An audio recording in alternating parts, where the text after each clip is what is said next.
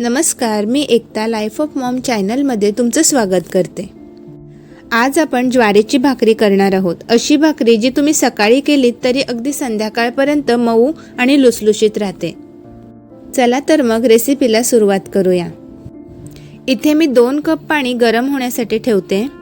हे पाणी आपल्याला अगदी उकळ फुटेपर्यंत गरम करून घ्यायचं आहे। हे पहा, असा पाण्याला उकळ फुटला। आता मी इंडक्शन बंद करून घेते। आता यामध्ये मी पीठ घालणार आहे। 1 कपासाठी 1 डिश। मी 2 कप पाणी घेतलं होतं म्हणून मी 2 डिश पीठ यामध्ये आता घालणार आहे। ज्वारीची भाकरी तशी खायला तर सर्वांनाच आवडते। ग्लुटेन फ्री असल्यामुळे खूप लोक ही खाणे पसंत करतात। डायबिटीससाठी सुद्धा चपाती किंवा भाकरीपेक्षा ज्वारीच्या भाकरीला जास्त महत्त्व दिले जाते। आता हे पीठ आपण मिक्स करून घेऊया। जर आपण हे पीठ उकळत्या पाण्यात घातलं असतं तर पिठामध्ये गुठळ्या होण्याचे चान्सेस असतात। त्यामुळे आपण इथे गरम पाण्यात घातलंय, पण गॅस बंद करून किंवा इंडक्शन बंद करून ह्यामध्ये मी पीठ घातलं। हे आता मिक्स झालंय। मी सर्व पीठ परातीमध्ये काढून घेते। आता हे मी हाताला थंड पाणी घेऊन मळून घेते। हे पहा, अशा प्रकारे हे पीठ मी मळून घेते। तुम्ही ही जर या प्रकारे भाकरी केलीत तर अगदी सकाळी केलेली भाकरी संध्याकाळी किंवा रात्रीपर्यंत मऊ आणि लुसलुशीत अशीच राहते।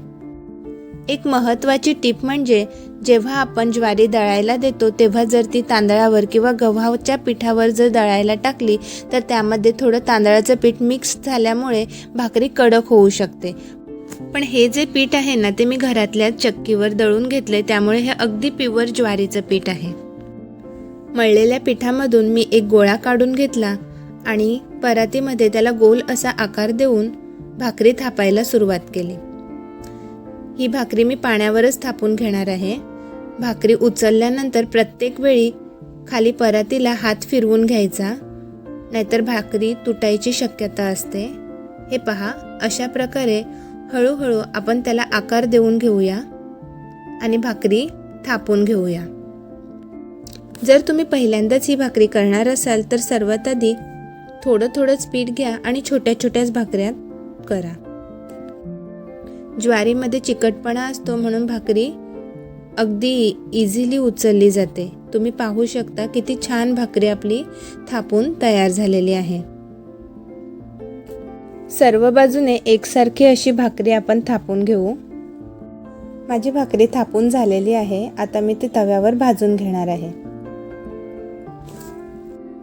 तवा मी आधीच गरम होण्यासाठी ठेवला होता। आता त्यावर मी भाकरी घालून घेतली।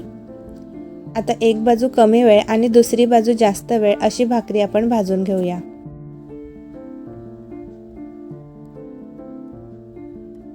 दुसरी बाजू सुद्धा खरपूस अशी भाजून झाली। आपण ती पलटून घेऊ।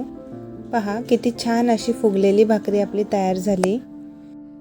अगदी मऊ आणि लुसलुशीत, अगदी संध्याकाळपर्यंत अशीच नरम राहणारी भाकरी तयार आहे। ही भाकरी तुम्ही मच्छीसोबत किंवा भाजीसोबत, ठेच्यासोबत, वांग्याच्या भरीतसोबत कशासोबतही खाऊ शकता। अप्रतिम अशी छान लागते। किती नरम आणि लुसलुशीत भाकर आहे हे पहा। ट्राय करून नक्की पहा। बाय।